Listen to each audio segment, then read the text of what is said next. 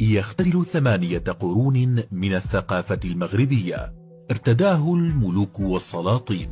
تاريخيا عكس حب المغربيين للجمال، واليوم لم يعد لباسا مغربيا تقليديا فقط، بل اقتحم دور الأزياء العربية والعالمية، ولبسته أميرات وملكات أجنبيات وعربيات، وتبنته دول أخرى كالجزائر وتونس. القفطان تاريخ ممتد ل8 قرون. يعود أصل القفطان إلى الدولة الموحدية في القرن ال12، إذ كانت تتم صناعته في مدينة فاس المعروفة بأنها المدينة الصناعية الأولى للموحدين.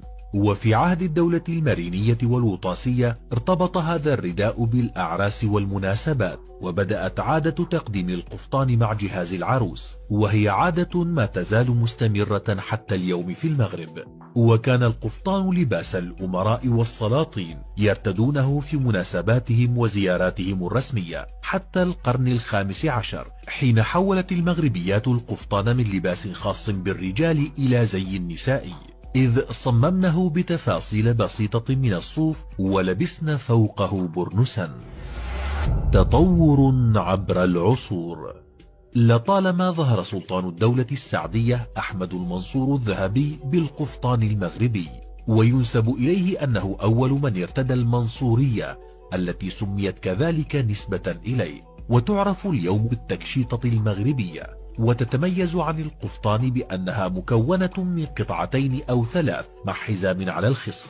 بعد ذلك وفي عهد الدولة العلوية اهتم الملوك والسلاطين بمظهرهم وأناقتهم، وكان القفطان جزءا من لباسهم المخصص للظهور في المناسبات والحفلات التي تقام في القصور، يرتديه الرجال والنساء ويتباهون به.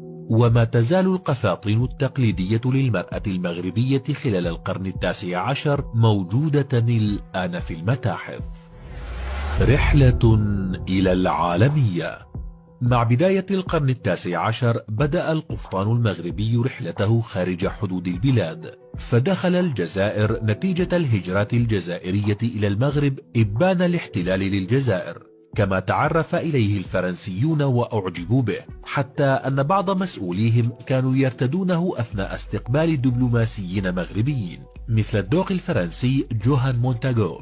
ولشدة إعجاب الفنانين الأجانب بالقفطان المغربي أفردوا للمرأة المغربية وهي ترتدي القفطان مساحة كبيرة في رسوماتهم، واليوم تفرد دور الأزياء العالمية مساحة للقفطان المغربي الذي بات يعتمد في صنعه على أقمشة فاخرة يتم تزيينها بالتطريز اليدوي المغربي كالرباطي أو الفاسي، إضافة إلى تزيينه بالأحجار الكريمة وبلمسة حرفي المغرب الذين يغزلونه بخيوط من الحرير أو الفضة أو الذهب. وبات قطعة أساسية في خزانة المرأة المغربية ترتديه في كل عرس أو حفل أو مناسبة خاصة، كما أن العديد من المصممين العالميين أسرهم هذا الزي الساحر مثل كينزو وجون بول غوتيه وكريستيان لاكرو. كذلك جذب انتباه نساء من ثقافات وجنسيات أخرى، فلبسته أميرات أجنبيات مثل ميغان ميركل، وتباهت به جميلات العالم مثل إليزابيث تايلور وويتني هوستن، كما ارتدته هيلاري كلينتون حين كانت سيدة البيت الأبيض في زيارة لها للمغرب، وتباهت به مطربات عربيات مثل أصالة نصري ومياد الحناوي وغيرهن.